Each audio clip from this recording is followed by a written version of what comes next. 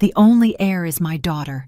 The rest of you are worthless," my daughter-in-law screamed in my face. I didn't answer her. That night, I hugged my 3 grandchildren, and we left the house taking the secret of the $60 million with me and leaving the DNA proof that would destroy all her lies on the table. I'm glad you're here. If you're watching this video, please subscribe to the channel, and tell me in the comments where you're listening to my revenge story from. I want to know how far it has reached. That morning, the Texas sun was beating down the kind that burns your soul. I was standing in our small kitchen, flipping tortillas on the griddle, trying not to let them burn. The smell of beans simmering in the pot rose up, but it wasn't enough to cover the poverty that clung to every corner of the house. On the table, there were just a few tortillas, a plate of beans, and a cup of coffee so weak it didn't taste like anything. I glanced over at Michael, my little boy, only 3 years old, playing in his old wooden crib with some broken toy pieces. Roger, my husband, was sitting at a corner of the table frowning and muttering something about breakfast. "Beans again, Emily. How am I supposed to work on this every day?" His voice was sharp like a knife twisting inside me. I bit my tongue to keep from talking back. I hadn't done anything wrong. I was just trying to survive another day. Then, like a strange gust of wind, everything changed. A brand new, shiny car glided down the alley in front of our house. The silent engine stopped, and I heard a door open. I peeked through the dusty window. A woman got out of the car, dressed elegantly with her hair in a high bun and heels that sparkled in the sun. Her gaze passed over me cold, as if I wasn't worth a second of her time. Roger jumped up and quickly put on a white shirt, the only good one he had, the one he wore to church. He splashed on some cheap cologne, the kind that smells really strong, and filled the whole kitchen. My heart skipped a beat. "Where are you going?" I asked, my voice trembling, though I tried to sound calm. Roger didn't even look at me. He just answered dryly, "To a meeting." He went out and opened the car door for that woman with a gesture so delicate, as if she were a treasure. She smiled and handed him a thick, bulging envelope.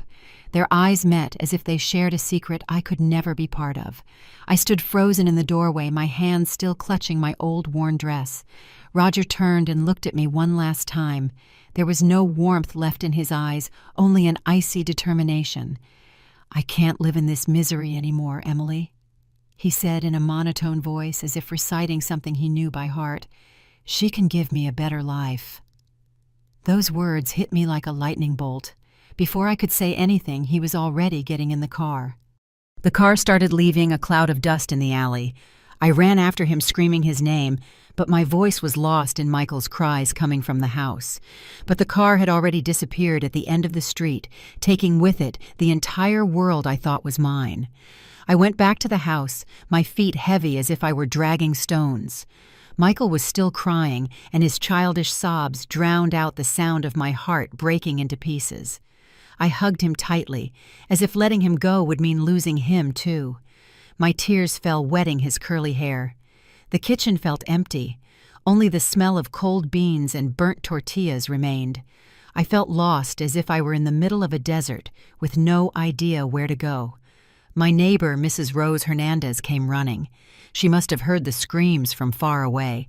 She put her arm around my shoulders, her voice full of pity. "That man didn't deserve you, honey. A man like that, it's better that he's gone." I nodded, but the pain was tearing me apart. Deserved him or not, he was still the man I had once loved, the one I had hoped to build a home with. That night I couldn't let myself sink into sadness. Michael needed milk diapers. He needed a strong mother. I went to knock on the door of Anne's Bakery, an old acquaintance, to ask for a job on the night shift. "Can you give me a hand?" I asked, my voice choked. Anne looked at me, then at Michael, sleeping in my arms, and nodded. "Of course, Emily. Bring the boy. We'll put him to sleep by the oven so he stays warm." That night, as I kneaded the dough with my hands, my eyes burned from the smoke and the tears. Michael slept in a wicker basket I brought, and every now and then he would stir and let out a little whimper. His cries mixed with the noise of the mixer, making the other bakers look at me with pity. An older woman brought me a glass of water and shook her head. "That's just how it is for us women.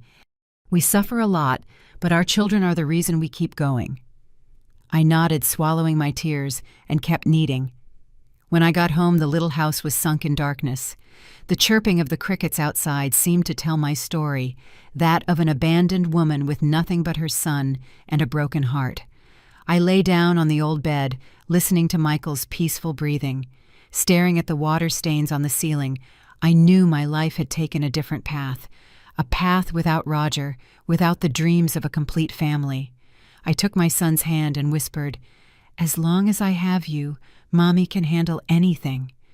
But inside I was terrified, afraid I wouldn't be strong enough, afraid that the days to come would be filled with darkness. Time passed silently, like raindrops on the tin roof, leaving nothing but a constant sound. Michael grew up in my arms, but the shadow of his father, Roger, was a void that never filled. I watched my boy grow from a toddler clinging to my legs crying for milk to a tall young man with his father's eyes sharp but full of restlessness. I had hoped he would be different, that he wouldn't follow in Roger's footsteps. But life is never how you want it to be. When Michael became a teenager, I started to notice bad signs. He would come home late, his shirt ironed, but smelling of cheap tequila, and his eyes red as if he'd been in a fight. "Where were you so late, Michael?" I would ask. He would just grunt. "Don't worry, Mom. I know what I'm doing." And he would slam his bedroom door, leaving me with an anxiety that ate me up inside. One day, Mrs. Rose, my good neighbor, pulled me to a corner of the yard and whispered as if she was afraid someone might hear her. "Listen, Emily, your son is spending a lot of time with Allison, Mr. Saines's daughter. Be careful, that girl is not to be trusted." I nodded, thanking her, but my heart was in a knot. I knew Allison, a pretty girl with long black hair, who always wore short skirts and had a bright but calculating look in her eyes. I just prayed to God that Michael wouldn't get into trouble. A few months later, on a drizzly afternoon, someone knocked softly on the door. I opened it to see Allison, her eyes full of tears and a hand on her already swollen belly. She looked at me, her voice trembling. "Mrs. Emily, I'm pregnant. Michael said he would marry me, but now he's disappeared." I froze. I felt the floor open up beneath me. History was repeating itself, but this time it was my son, not Roger. I let Allison in and made her a hot tea. "You can stay here as long as you need," I said, though the pain was tearing my soul apart. "But where is Michael?" Allison shook her head, tears streaming down her cheeks. "He said he was going to work far away, but I call him and he doesn't answer." I hugged her, trying to hide the overwhelming disappointment. That night, Allison slept curled up on the old armchair, and I stayed by the stove watching the fire, wondering what I had done wrong for my son to become a man like that. Soon after, Allison gave birth to a baby girl and named her Daisy. I looked at my granddaughter's tiny face, her big round eyes identical to Michael's, and felt a mix of love and sadness. To get money for milk and diapers, I had to pawn my wedding ring, the last thing I had left from my wedding to Roger. The jeweler looked at me with pity. "Mrs. Emily, are you sure it's a memory?" I nodded, swallowing my tears. "My granddaughter needs it more." With the little money they gave me, I bought what Daisy needed, but every time I looked at my empty hands, I felt a hole in my chest. Less than a year later, trouble knocked on my door again. Another girl, Marisol, came looking for me. She worked as a waitress in a bar near the market. She had bleached blonde hair and a voice hoarse from smoking. "You're Michael's mom, right?" she asked, with one hand on her barely noticeable belly. I nodded, no longer surprised. Marisol told me, full of anger. "He promised he would take care of the baby, but last week he told me he had to go to Chicago on business, and I haven't heard from him since." I invited her in, served her a weak coffee, and listened to her talk about Michael's promises I knew he would never keep. When Marisol gave birth to Mark, I brought him home. The little house now felt tighter with Daisy and Mark sharing an old mattress. I gave my bed to the children and started sleeping in a hammock strung up in a corner. Every night the cold air seeped through the cracks in the wall. I covered myself with a thin blanket, but there was nothing that could warm the cold I felt in my soul. Not even 2 years had passed when another girl showed up. Teresa, a young student, stood at my door, her hands trembling over her pregnant belly. "Are you Michael's mom?" she asked in a voice so faint it sounded like she was about to cry. I just nodded and offered her a chair. Teresa told me, her eyes red, He told me he loved me, that he would take me to Chicago to start over, but now I can't find him anywhere. I listened with a dead heart. Once again, my son was leaving a fatherless child behind. When Teresa gave birth to Kevin, I brought him home even though we were already out of space. My 3 grandchildren, Daisy, Mark, and Kevin, slept huddled together on the torn mattress, while I remained in the hammock, listening to them cough in the night. Mrs. Rose brought me some old blankets and baby clothes she got from the church. "Oh, Emily, you suffer so much," she said with teary eyes, "but God will help you." I forced a smile, but inside I no longer believed in miracles. To support my 3 grandchildren, I had to get 2 jobs. During the day, I pushed my tamale cart through the town market, shouting until my voice was hoarse. "Tamales, hot tamales, get your tamales!" The smell of dough and meat wafted from the cart, but I didn't dare eat one myself. I saved the leftovers for the children. At night, I cleaned a small hotel near downtown. It was hard work mopping floors and washing sheets until my hands swelled up. One day I saw myself in the hotel bathroom mirror and noticed I already had gray hairs, my eyes sunken. "Emily, when did you get old?" I asked myself. But then I would think of my 3 grandchildren at home and grit my teeth to keep going. One morning, Daisy got very sick with a fever that burned her body. I carried her and ran to the public health clinic at 5 in the morning, waiting in line with a crowd of people. The nurse shook her head. "She needs a special medicine. Here we only have something to lower the fever." I panicked. I ran to the pharmacy near the market and asked them to give me the medicine on credit. The pharmacist looked at me and sighed. "Mrs. Emily, you already owe me a lot. I'll let you have it this time, but next time will be difficult." I nodded, thanking him 1,000 times, and hugged the medicine bottle as if it were a treasure. When I got home, I gave Daisy the medicine and stayed up all night watching over her, stroking her forehead and praying, "Please, God, don't take my little girl." That night, just as I got Mark and Kevin to sleep, a car stopped in the alley. Michael walked in wearing an ironed shirt and his hair styled with gel, a far cry from the careless boy he used to be. The new car gleamed under the moonlight. He looked at me and gave a half smile. "Mom, are the kids okay?" Before I could answer, he took out his wallet, put a few bills in my hand, and said, "I'm very busy. Here, take this to help with them." I looked at the money. It wasn't even enough for a week's worth of milk, and I felt a lump in my throat. "Michael, you can't keep abandoning your children like this," I said, my voice trembling. He just shrugged. "Mom, I'm trying to get ahead. I'll take care of everyone later." With that, he turned, got into his car, and disappeared into the night. I stood there clutching the bills in my hand, tears streaming down my face. My 3 innocent grandchildren slept inside, and I was carrying the weight of an entire generation. One morning, as I was arranging the tamales in my cart, old Mrs. Lupe, who sells vegetables next to me, pulled my arm and whispered, as if afraid someone would hear, "Hey, Emily, your son is a big shot now. He was on TV on the local news." I froze. The hand holding a hot tamale began to shake. "On TV, Michael?" I asked, unable to hide my surprise. Mrs. Lupe nodded and pointed to a nearby little store where a small television was on. Another vendor, Mr. John, joined the conversation. "They say he invested in some land in Chicago and hit the jackpot. Now he's rolling in money." I just stood there with a mix of pride and pain. Pride because my son, who grew up in poverty, was now being mentioned on television, but pain because I knew he no longer remembered his mother or his children. That afternoon, I borrowed a gossip magazine from Mrs. Rose.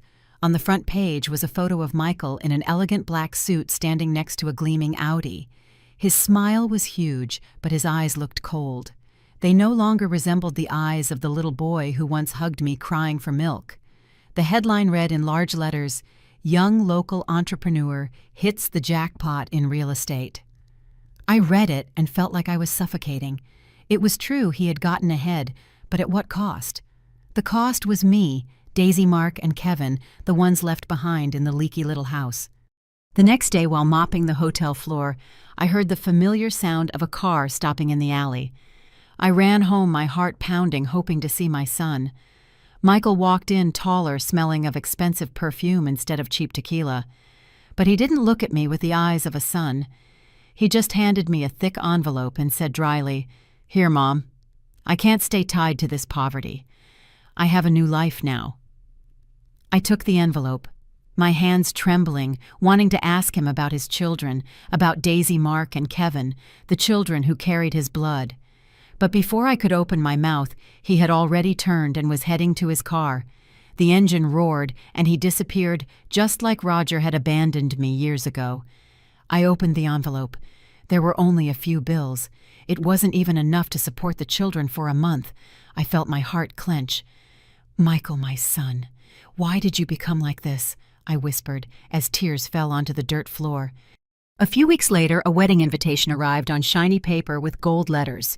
Michael was marrying Isabella Torres, the daughter of a construction tycoon from Chicago. The wedding would be at a luxury hotel downtown, a place people like me could only dream of. I held the invitation, read it over and over, but I didn't see my name or my grandchildren's on the guest list. Mrs. Rose told me, her voice filled with awe. "Emily, did you see the wedding in the paper? Isabella wore a very long white dress. There were crystal chandeliers sparkling everywhere, and reporters were crowding around to take pictures. It was a huge event." I nodded, but I felt a sharp pain in my chest. My son, whom I raised with my sweat and tears, was now entering a strange world, a world where there was no place for his mother or his children. From the day of the wedding, Michael stopped calling. I tried to call him, but his number was always out of service. One time I gathered my courage and took a bus to Chicago to look for the real estate office where Michael worked. The building was massive with gleaming glass windows. It was nothing like I had ever seen back home. The receptionist, a cold young woman, looked me up and down and said, "Mr. Rodriguez doesn't take family matters here." I stood there in my old worn dress and my old sandals, feeling so small I wanted to disappear. "I'm his mother," I said, my voice trembling. She just shrugged. "I'm sorry, those are the rules." I returned on the long bus ride, tears streaming down my face. Michael, my son, now belonged to a world I could no longer touch. A few months later, I ran into Michael by chance at a mall in my town. I had taken Daisy to buy new shoes, the cheapest I could find, because her little feet no longer fit in her old ones. In the distance, I saw Michael, still impeccable in his suit, next to a young, arrogant-looking woman with blonde hair and expensive clothes. She was holding a boy of about 3 with a fair face and curly brown hair. I approached, my heart pounding. "Michael!" I called out, my voice choked. He turned around with a surprised expression. "Mom!" he said, and awkwardly put his hand on my shoulder for a second. "This is Isabella, my wife, and this is Simon, my son." Isabella looked me over from my worn dress to my old sandals and whispered to Michael, "Let's go, darling." I stood there in the middle of the bustle and could only nod, though I felt a lump in my throat. Daisy tugged on my hand and asked in a low voice, "Grandma, is that my daddy?" I swallowed my tears and forced a smile. "Yes, sweetie, but your daddy is very busy." From that day on, every time I called Michael, Isabella's voice answered on the other end, cold and sharp.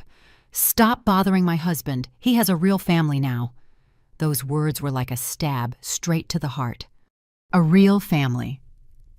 Then what were Daisy, Mark, and Kevin, the children who carried Michael's blood?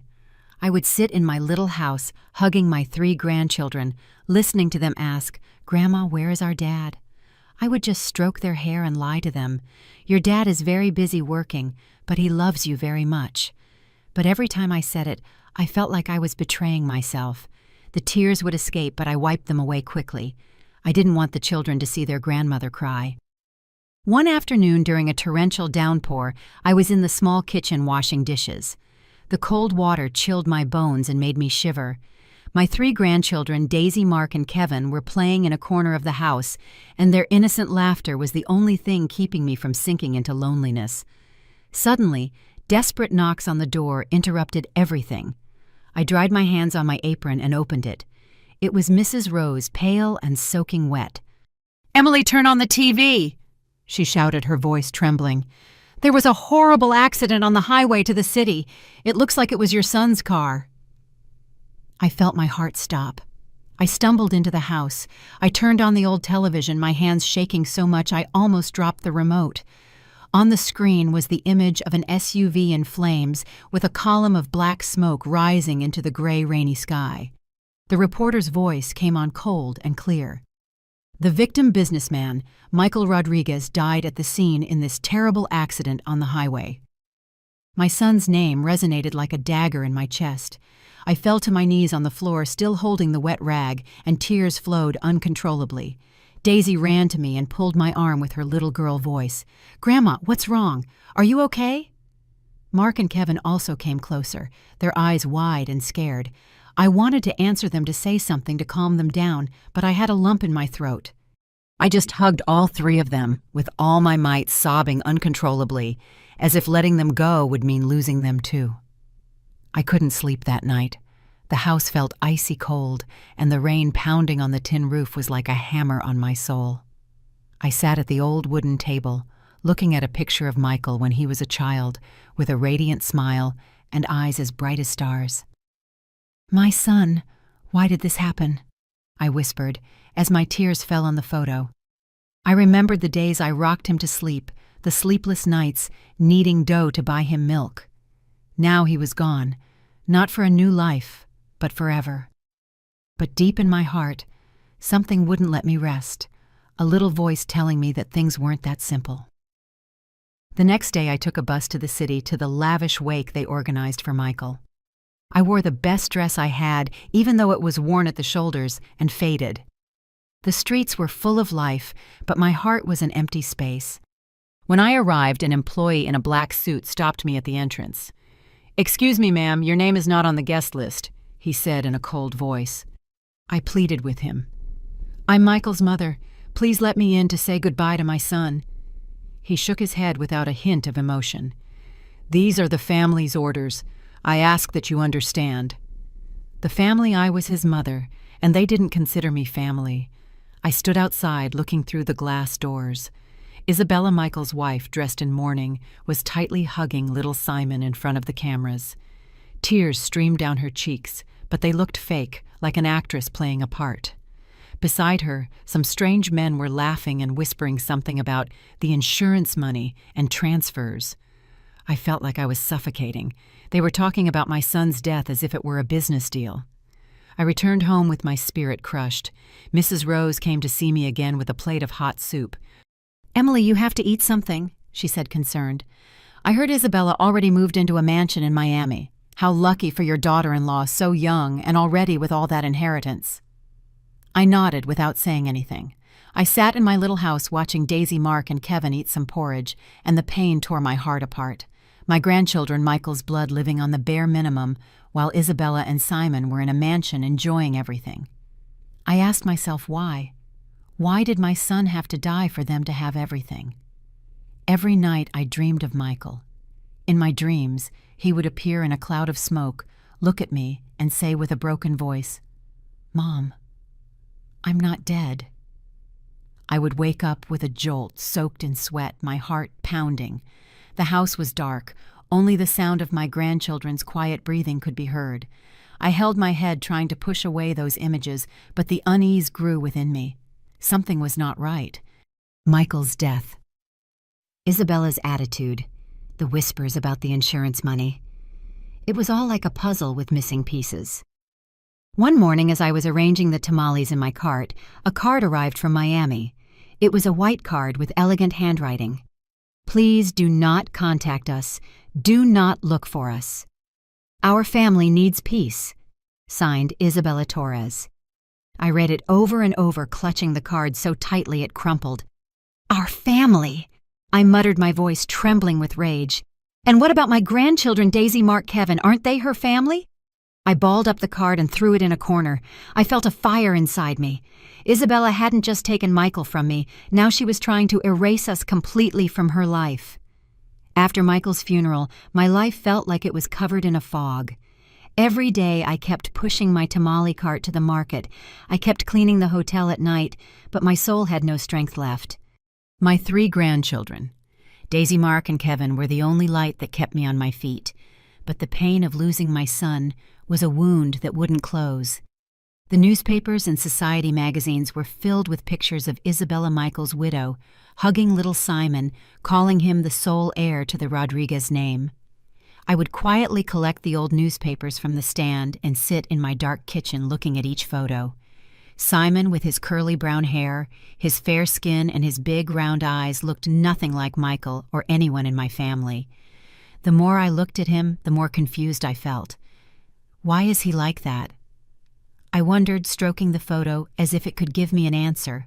One day, while arranging the tamales in my cart at the market, I overheard two vendors whispering. Mrs. Helen, the one who sells vegetables, said in a low voice, "Hey, don't you think little Simon looks a lot like David Torres?" The other one, Linda from the flower stand, put a finger to her lips. "Shh, be quiet. Those people have a lot of money. Getting involved with them is asking for trouble."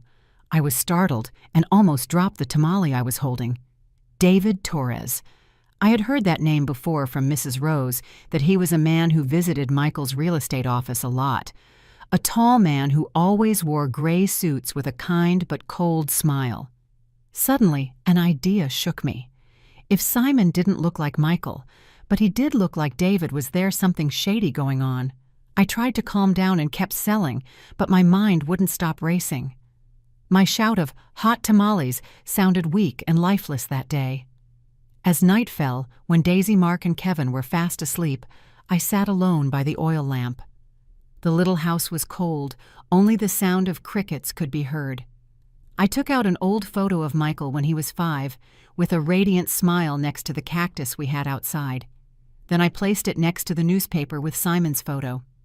The boy's face was visible in the yellowish light. Michael's curly hair, my almond-shaped eyes, my mother's slightly flat nose. There was nothing of us in Simon. The difference was so clear, it sent a chill down my spine. I whispered to myself, "Emily, what are you thinking? He's your grandson, your son's son." But the more I thought about it, the less I could sleep. That night I dreamed that Michael came out of a cloud of black smoke, his face pale, pointing at Simon and saying, "Mom, the truth is in him." I woke up with a jolt, soaked in sweat, my heart pounding. That dream was like a warning that pushed me to act. The next day, I decided to find a way to get close to Simon. I found out that Isabella would be bringing him to our town for a charity event in the main square. It was my only chance. I put on my cleanest dress and old straw hat to cover my face and hid in a corner near the square. My heart was pounding as if I were doing something forbidden. In the distance, I saw Isabella dressed luxuriously, holding Simon's hand as they got out of an elegant car. The boy was wearing a little white shirt. His curly hair moved in the wind, and he was entertained by a red balloon. I stood there mixed in with the crowd, keeping my eyes on him. "I just need one clue," I told myself, clutching the shawl I had in my bag. When the reporters surrounded Isabella, Simon wandered off a bit, his balloon floating. I got closer, pretending to pick up a coin from the ground. Just as the boy turned, I saw a hair caught on his little jacket. With trembling hands, I picked it up. I felt that in taking that tiny hair I was holding the entire truth about my son's life. My heart was beating so fast I thought everyone around me could hear it. I turned quickly and moved away from the crowd, afraid Isabella would recognize me. On the way home, I hid the hair in an old handkerchief and carefully put it in my apron pocket. "This is the beginning, Emily," I told myself, but the fear wouldn't go away. I knew I was entering a dangerous path, but I couldn't stop now. I stood in front of the door of a private clinic on the outskirts of town, my hand clutching the old handkerchief that held Simon's hair. The wind was blowing hard, bringing the morning chill, but my heart was colder. I had saved every dollar from selling tamales, from nights cleaning the hotel, to the point of exhaustion, just to be able to pay for this test. The clinic employee, a young woman with a curious gaze, looked me up and down. "Are you sure you want to do this test?" she asked in a monotone voice full of meaning. "The result could change your life." I nodded, trying to make my voice sound firm. "I need to know the truth." My hands trembled as I placed the money on the counter, crumpled bills soaked with my sweat. The employee took it without another word and gave me a small receipt. I left the clinic, walking down the dusty dirt road, my heart heavy, but with a small light of hope. This was the first step to finding justice for Michael and for my grandchildren. The week of waiting for the results felt like a whole year. Every day I woke up early to make breakfast for Daisy, Mark, and Kevin, almost always tortillas with beans, because there wasn't enough money for more. I laughed and played with them, but inside, anxiety was consuming me. Every time the phone rang, I would jump thinking it was the clinic. But it was almost always Mrs. Rose, asking how I was, or the hotel owner reminding me to be on time. At night, when the children were asleep, I would sit by the oil lamp looking at the old photo of Michael. "Son, am I doing the right thing?" I whispered, as tears rolled down my cheeks. I was afraid the result would destroy everything, but I was also afraid of living with the doubt forever. Finally, on a drizzly morning, I got the call from the clinic. "Mrs. Emily, the results are ready. You can come pick them up," the employee's voice said. I quickly put on my shawl, my old straw hat, and ran to the bus stop. On the way, I tried not to think. I just prayed, "Dear God, give me strength." When I got to the clinic, the employee handed me a sealed envelope with a look of compassion. I took the envelope, my hands shaking so much I almost dropped it. I didn't dare open it right there. I just carefully put it in my apron pocket close to my heart, as if it were a part of Michael. When I got home, I waited for the children to fall asleep to open the envelope. Under the flickering light of the oil lamp, I broke the seal and my eyes fixed on the paper. A line in bold hit me like a slap. No biological kinship exists between Simon Torres and the Rodriguez family. I felt my strength leave me and I almost dropped the paper. The truth was as cold as a knife in my heart. Simon was not Michael's son. I sat in silence, my head in my hands, trying to process what I had just read. All the times Isabella had shown off Michael's only son came to my mind. All the times she had pushed me and my grandchildren aside, calling us people who have nothing to do with us. Now everything made sense, but it hurt more than I had imagined. I went out to the yard. The sky was falling apart. People were running to take cover from the rain, but I let the water soak my face. The rain mixed with my tears, cold, icy, but I felt a strange relief. I finally had the proof in my hands. Simon was not my son's blood. But then a new wave of questions flooded my mind.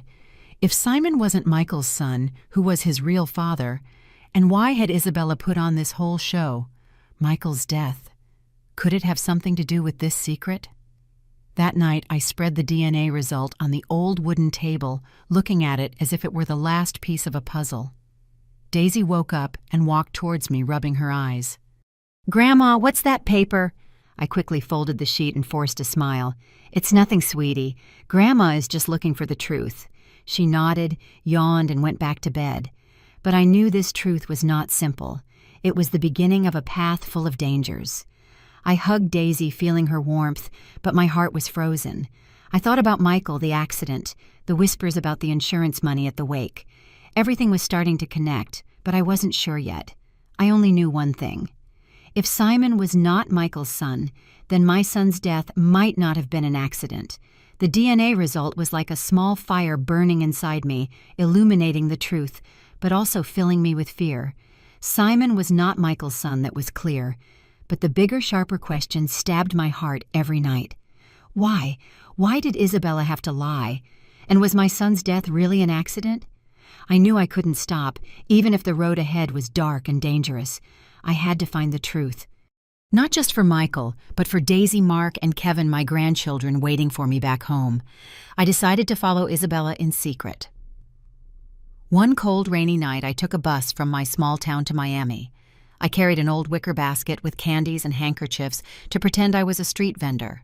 I put on my worn straw hat pulled down low to cover my face and told myself, "Emily, you have to be very careful." The bus swayed on the long journey, and the sound of the tires reminded me that I was entering a world that was not mine, a world of money and power. When the bus arrived at the Miami terminal, it was already daytime. The bright ocean sun made me squint. I took a deep breath, trying to calm myself, and began my plan. I found Isabella's white mansion on a tree-lined street so luxurious it took my breath away. Huge houses with high gates, elegant cars coming and going, and the sound of party laughter escaping. I hid in a corner pretending to sell my candies and handkerchiefs on the sidewalk without taking my eyes off the mansion's gate. I spent several days sitting there writing everything down in a small notebook, who came in and out at what time in what car. I noticed that a man appeared frequently driving a black SUV, tall, always in a gray suit. One day I struck up a conversation with a neighbor, an old woman who sold coconuts nearby. "Excuse me, ma'am, who is the gentleman who comes to the White House so often?" I asked, feigning curiosity. The old woman looked around and whispered, "That's David Torres. He's been here a lot lately. They say he was very close to Isabella even before she married the late Michael." I felt my heart stop. David Torres. That name again, like another piece of the puzzle.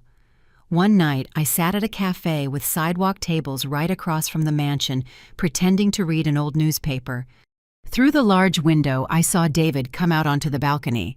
Isabella took his arm, laughing and talking as if they were a real married couple. She wore a white silk dress, her hair pulled back, and her eyes sparkled in the light. I felt like I was suffocating. That image was so different from the Isabella I knew, the woman who had called me a nuisance and who had despised my grandchildren. I quickly wrote in my notebook, "David and Isabella, very close balcony, 8 p.m. My hands were shaking, but I knew I was getting closer to the truth. To keep a closer watch, I rented a cheap little room a few streets away from the mansion. The room was small, with damp-stained walls and a bed as hard as a rock, but I didn't care. Every day I went to the sidewalk cafe and wrote everything down. What time did David's car arrive? How long did he stay? What was Isabella doing? Once I decided to take a bigger risk. I followed David to the main bank in Miami, not far from the mansion. I hid behind a pillar, pretending to tie my shoes without losing sight of him. David went in, spoke with a bank employee, and came out with a black leather briefcase. When he stopped to answer a call, I crept closer just enough to hear a fragment. "Yes, the life insurance, $60 million. It's done." Those words were like an electric shock. $60 million, a huge insurance policy, and Michael's death suddenly appeared in my mind as a well-orchestrated plan. I wrote down all the details in my notebook, my hands shaking so much that my handwriting came out crooked. That night, lying in the hard bed of my room, I listened to the sound of the waves in the distance. Every sound reminded me that the truth I had just discovered could cost me my life. I thought about Michael, the accident, the column of black smoke on TV. If my son's death was a murder for money, then I was up against ruthless people. I clutched my notebook, hid it well at the bottom of my candy basket, and told myself, "Emily, you have to be even more careful." But deep down, I knew I couldn't turn back now. I had come too far, and the truth about Michael's death was something I had to uncover no matter the price. I knew that the DNA result and the notes in my notebook were not enough to unmask Isabella and David. They were just pieces of a puzzle, but I was missing the direct proof, a clear confession they couldn't deny.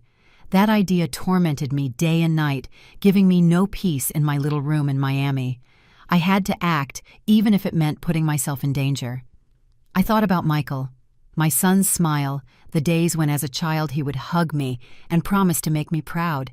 Now it was I who had to fulfill that promise to find justice for him. One full moon night with the Miami sky full of stars, I decided to risk it all. I disguised myself as a gardener with an old worn jacket, a straw hat pulled down low to cover my face, and a bag of old tools I borrowed from the old man who sold coconuts. In the bag, I had some shears, a small trowel, and my notebook, my only weapon. I walked towards Isabella's white mansion, my heart pounding so hard I felt it would burst out of my chest. The high gate was closed, but I noticed a small path on the side that led to the backyard. I hid behind some bougainvillea bushes. The branches scratched my arms, but I didn't care. Through the glass door of the living room, which was slightly ajar, yellow light escaped, illuminating the silhouettes of Isabella and David sitting on a sofa. I pressed myself against the wall, trying to breathe as quietly as possible. Isabella's voice reached me low, but clear, sharp as a knife. "The accident was perfect, David. No witnesses, no proof. No one suspects a thing." I felt my blood run cold. I clutched my old shawl with all my might to keep from screaming. David replied in his deep, cold voice, "With the insurance money, we'll be untouchable. $60 million, Isa. We did it." Those words were a stab straight to my heart. Michael's death was not an accident. It was a planned murder. I started to tremble. Tears streamed down my face, but I knew I couldn't let my emotions win. This was my only chance.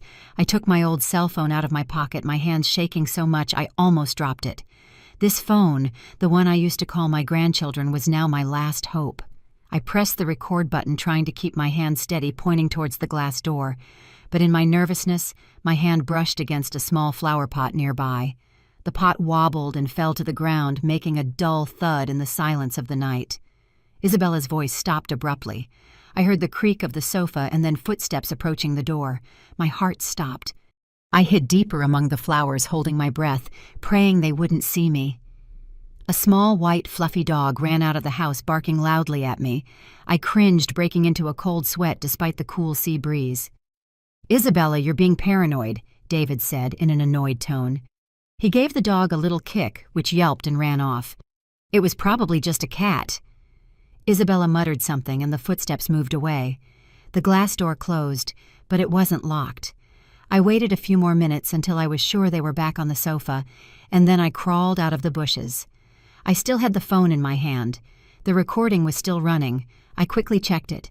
Isabella's and David's voices were audible, a bit low but clear. It was the proof I needed, but it also filled me with terror. If they found out I had overheard them, I didn't even want to imagine what would happen. I left the mansion in the darkness, walking quickly but silently. The way back to my room felt long and lonely. Only the sound of the Miami waves crashing on the shore reminded me that there was no turning back. I walked along the beach, the moon reflecting on the water, but my heart found no peace. The recording on my phone was like a bomb ready to destroy everything, but it could also blow up in my hands. I clutched the phone, put it in my pocket close to my heart, and told myself, "Emily, you have to do this. For Michael." The recording on my old cell phone was like a ticking time bomb, keeping me in a constant state of anxiety.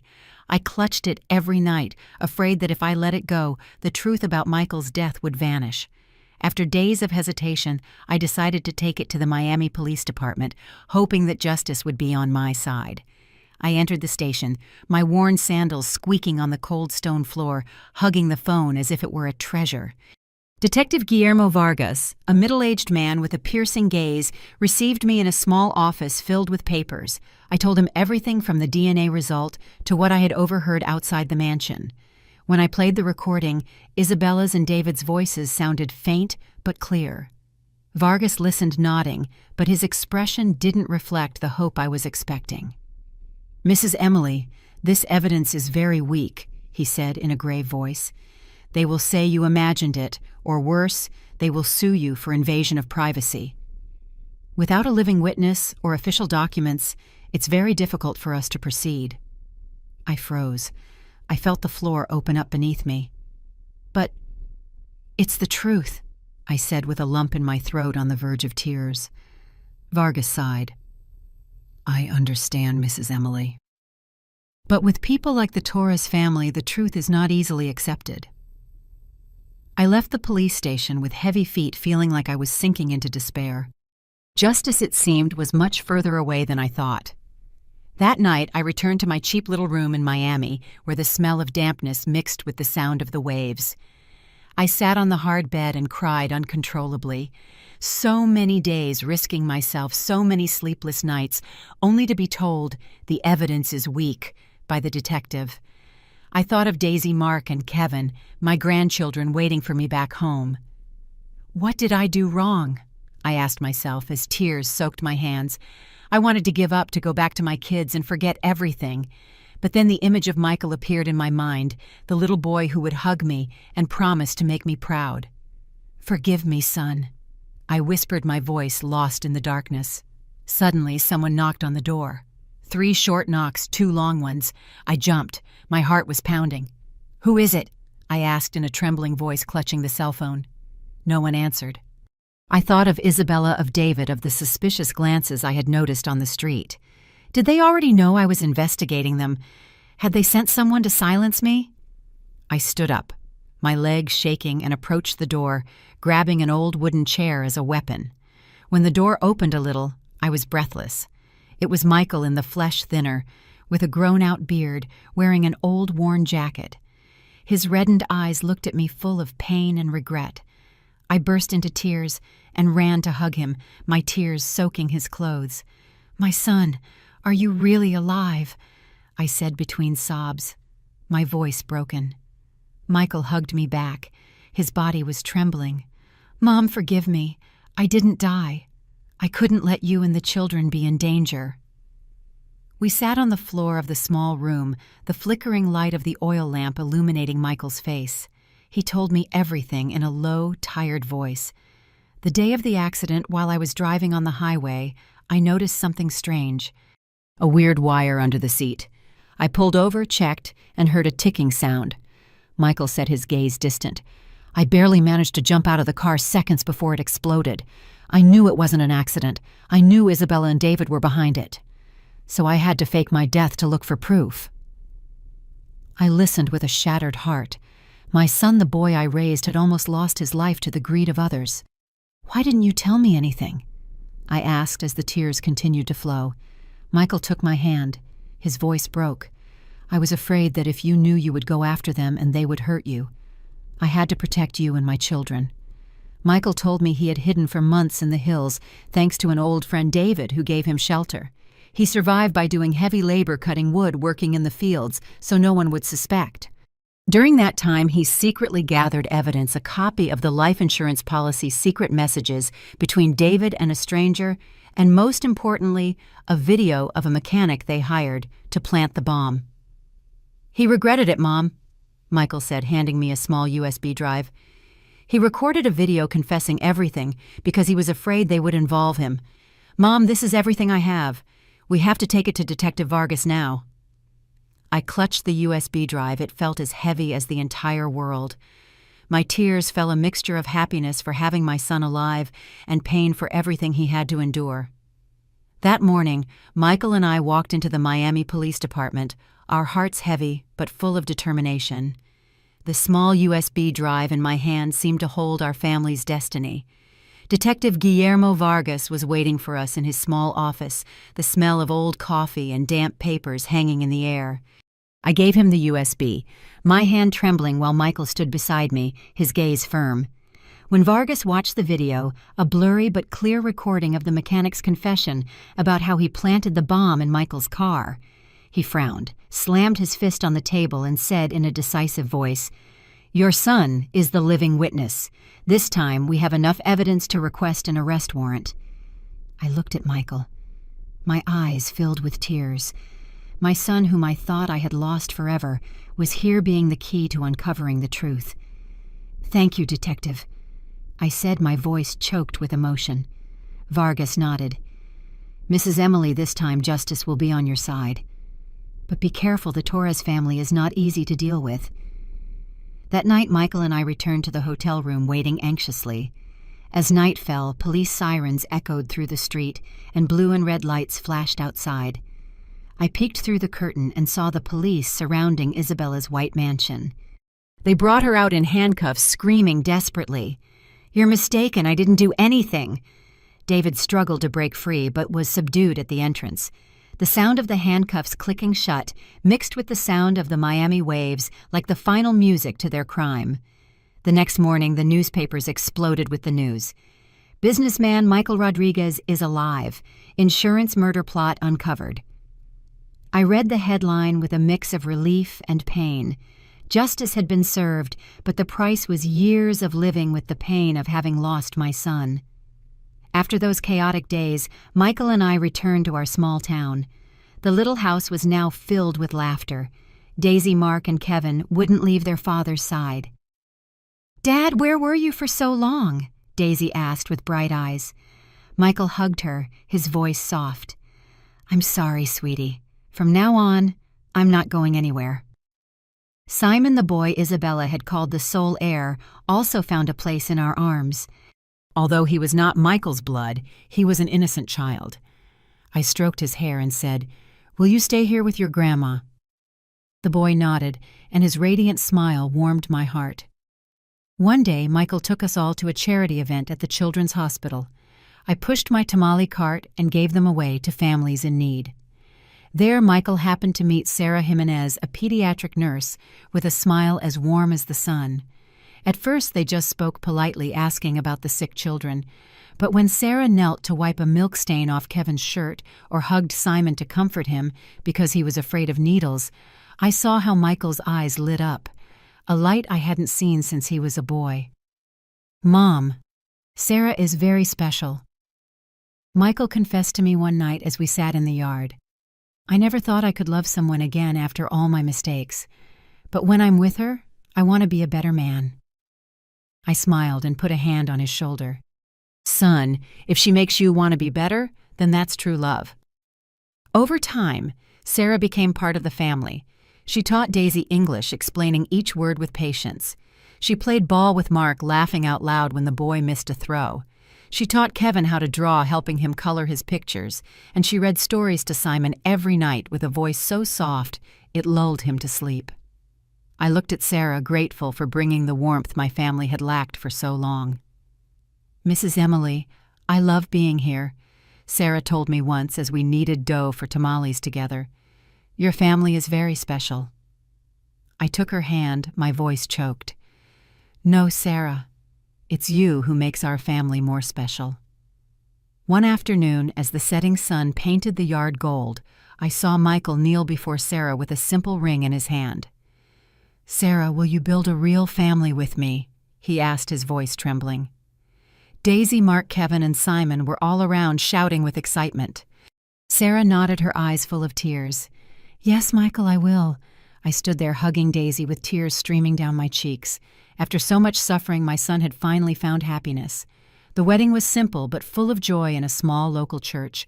I sat in the front row clapping to the rhythm of the music, watching Michael in a simple suit and Sarah in a pure white wedding dress.